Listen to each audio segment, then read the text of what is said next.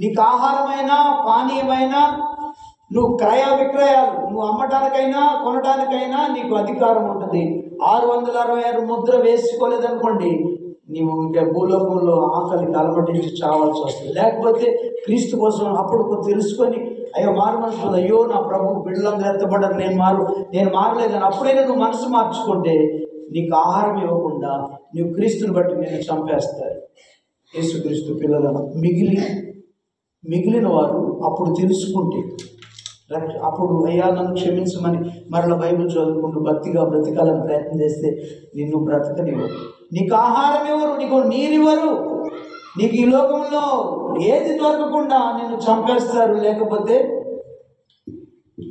నీవే లేక ఆ అన్న వస్త్రాలు లేక ఆహారం లేక గాలి చనిపోవాల్సి వస్తుంది. అలాంటి 7 ఏండ్లు మహాశ్రమలు వస్తాయి.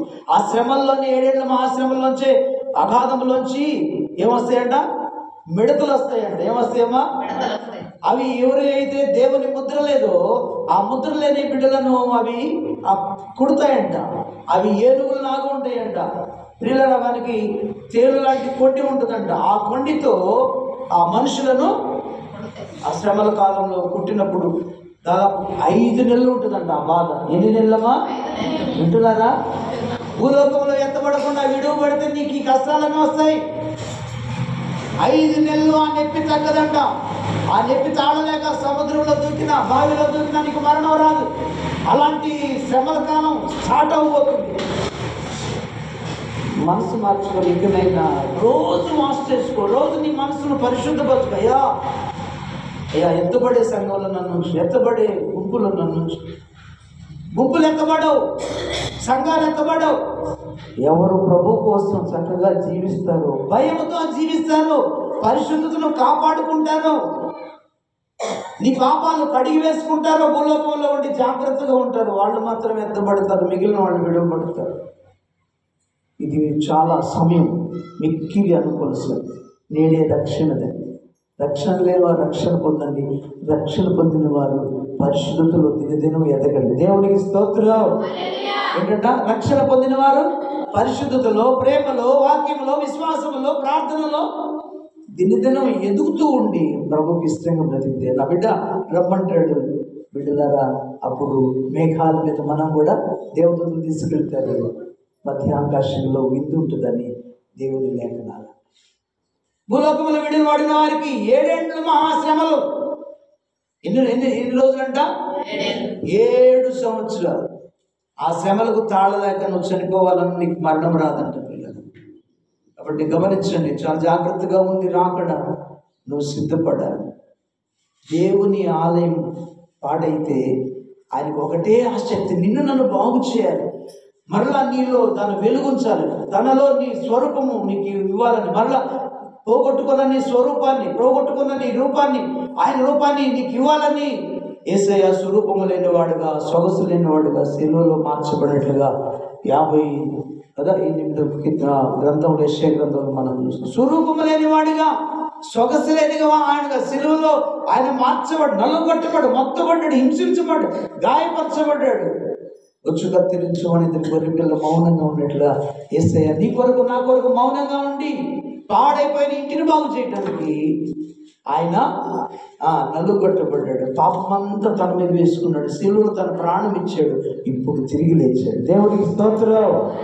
మూడోని సమాధి చేయబడి తిరిగి లేచి దేవుని ఆలయమైన ఆ ఇంటిని బాగు చేశాడు అన్నమాట.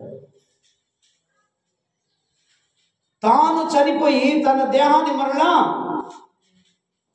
కదా తిరిగి లేచి రిజరెక్టెడ్ అయి మనకు తన మహిమ దేహాన్ని ఇవ్వటానికి అధికారం కలిగిన దేవుడుగా, మనలను ప్రక్షాళన చేయడం, క్షమించడానికి అధికారం కలిగిన దేవుడుగా,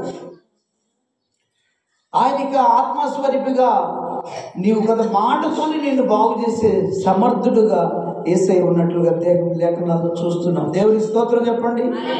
ఒక్క మాట చూపించి నేను ముగిస్తాను. ఎఫెసీయులకు రాసిన పత్రిక, ఎఫెసీయులకు రాసిన పత్రిక, ఎఫెసీయులలో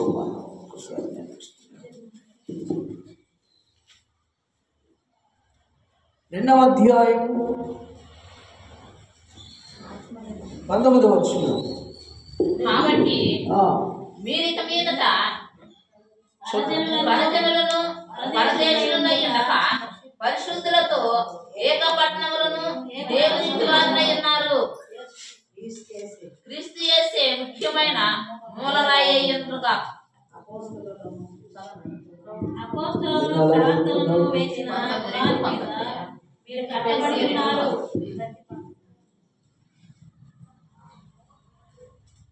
కాబట్టి ఇక మీదట మీరు పరజనులను పరదేశులనై ఉండక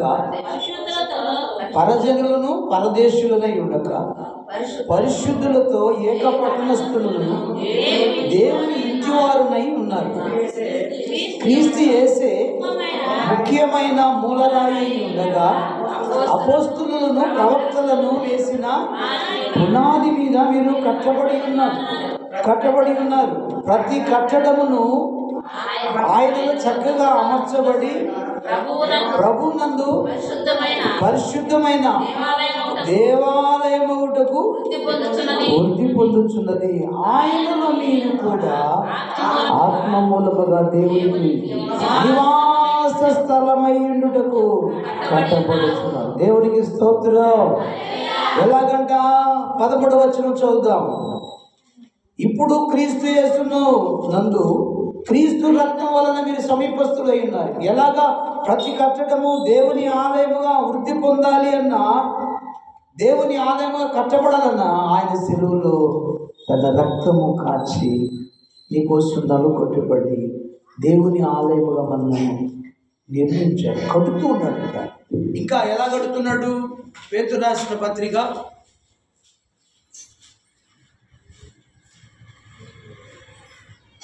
ఎలా కడుతున్నాడో ఒకసారి చూద్దాం. పేతురు రాసిన మొదటి పత్రిక 2వ అధ్యాయము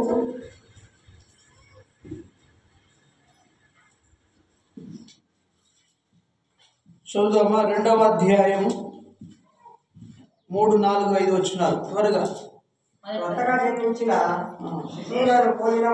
క్రొత్తగా జన్మించిన శిష్యులను పోలిన వారై ఉండి నిర్మలమైన వాక్యమును పాలవలన ఆత్మ సంబంధము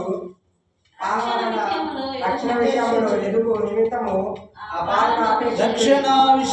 నిమిత్తము ఆ పాలన అపేక్షించుడి. మనుషుల చేత విసర్జింపబడినను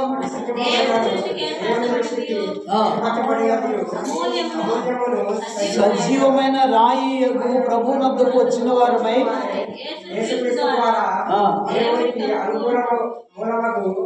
ఆత్మ సంబంధమైన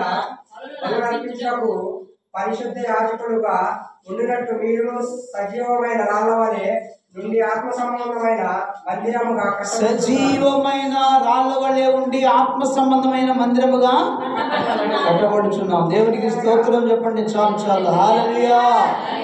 సజీవమైన రాళ్ళు అంట. నీవు ఒక సజీవమైన రాయివి కదా. ఆయన ఆత్మ సంబంధమైన ఒక రాయి పైన ఒక రాయిని అమర్చి సజీవమైన రాళ్ళు, జీవము కలిగిన రాళ్ళు. ఇవేమో జీవము లేని రాళ్ళు.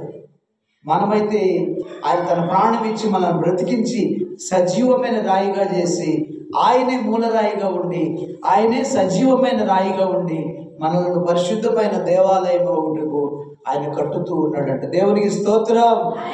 కట్టుతూ ఉండటమే కాదు, ఆయన కట్టాడు అని అర్థం. మందిరంగా తన ఇంటిని బాగు చేశాడు అని అర్థం. ఆనాడు భౌతికమైన మందిరాన్ని యెరూషలేములో ఉన్న మందిరం గువ్వలు, పావురాళ్ళు, తర్వాత ఆయన నూకలకు అమ్ముతూ ఉంటే కదా, బలి వస్తువులు అమ్ముతూ ఉంటే ఆయన వచ్చి ఆ దేవాలయాన్ని కొరడలతో వాళ్ళందరినీ కొట్టి దేవాలయాన్ని బాగు చేసినట్లుగా ప్రభునందు ప్రియమైన వాళ్ళారా కదా, మనలో జరుగుతున్నటువంటి ఈ పాప సంబంధమైన ఎవరంట సాతానులు చేస్తున్నటువంటి ఈ వ్యాపారాన్ని మనలో ఉన్నటువంటి కదా, అక్కడేమో భౌతిక సంబంధమైన వ్యాపారం, ఇక్కడేమో ఆత్మ సంబంధమైన.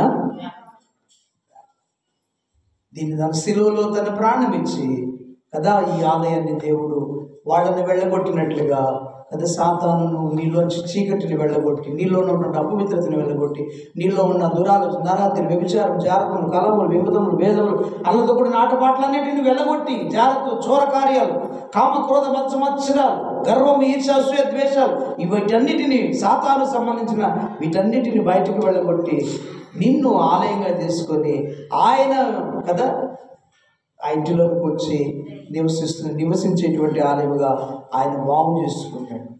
ఆసక్తి ఉంది కాబట్టి బాగు చేశాడు.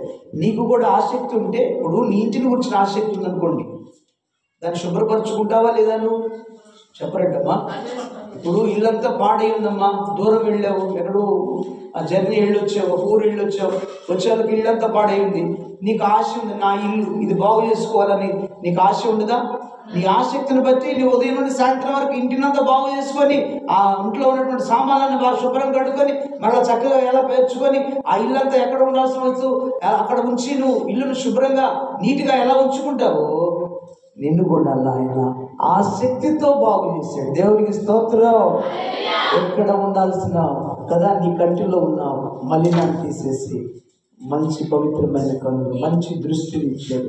నీ నాలుకను, నీ హృదయాన్ని, నీ మనస్సును కదా నీ బాడీని టోటల్గా సజీవమైన రాయిగా చేసి, ఆత్మ సంబంధమైన జీవమైన రాళ్ళగా చేసి ఆయన నిన్ను బాగు చేసి దేవుని తన ఇంటిని బాగు చేసుకున్నాడు, తను నివసించడానికి అని అర్థం. దేవునికి స్తోత్రం. కాబట్టి నేను వారిలో నివసించి సంచరిస్తానని మాట్లాడిన దేవుడు అంత పరిశుద్ధంగా ఉంటే అప్పుడు నీలోనికి వస్తాడు. ఆయన నీలో ముచ్చటిస్తాడు, నీతో సంచరిస్తాడు, నీతో మాట్లాడుతుంటాడు, నిన్ను నడిపిస్తూ ఉంటాడు. ఇదే త్రోవ దీనిలో నడువు, నేను అటు ఇటు తొలగొద్దని మాట్లాడుతూ ఉంటాడు. ఆ సత్యదేవుడు మన ప్రభువు అయిన యేసు నిన్ను బాగు చేయడానికి శిలువలో తన ప్రాణము ధారపోసినటువంటి దేవుడు మన ప్రభువు. నలుగొట్టడానికి తండ్రికి ఇష్టమైంది, నలుగొట్టించుకోవడానికి తనకు కూడా యేసయ్య. ఎందుకంటే నీవు సాతాను చేత నలగొట్టబడుతున్నావు. మరణము, వేదనలు, వ్యాధులు, బాధల చేత నువ్వు బాధించబడి ఏడుస్తూ ఉంటే నీకు సంతోషాన్ని ఇవ్వాలనే ఆయన ఆశ. ఆయన వచ్చి నీలోనికి. దేవునికి స్తోత్రం. కాబట్టి మందిరముగా కట్టుకొని ఆయన మనలోనికి వస్తున్నాడు. ఇక ఆత్మస్వరూపిగా, పరిశుద్ధాత్ముడుగా నీకు సంతోషం ఇవ్వటానికి ఆయన నీలోనికి రావటం, నీలోనికి వచ్చి కదా నీతో ఉండటానికి ఆయన ఇష్టపడుతున్నాడు. నీతో ఉండటానికి నిత్యం ఉండి నీకు ఎప్పుడు సంతోషం, ever lasting life, ever lasting laughing, ఎప్పుడు సంతోషం ఇవ్వడానికి ఆయన నీతో ఉంటానంట. దేవుడు కదా అంటాడు కదా, ఏమంటాడు?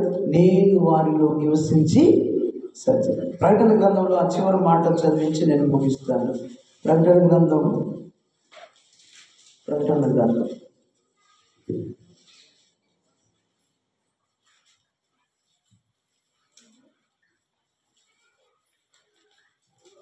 నేను వారితో కూడా ఉంటాను, వారితో కాపురం చేస్తానని మాట ఉంది. ఒకసారి చూద్దామా?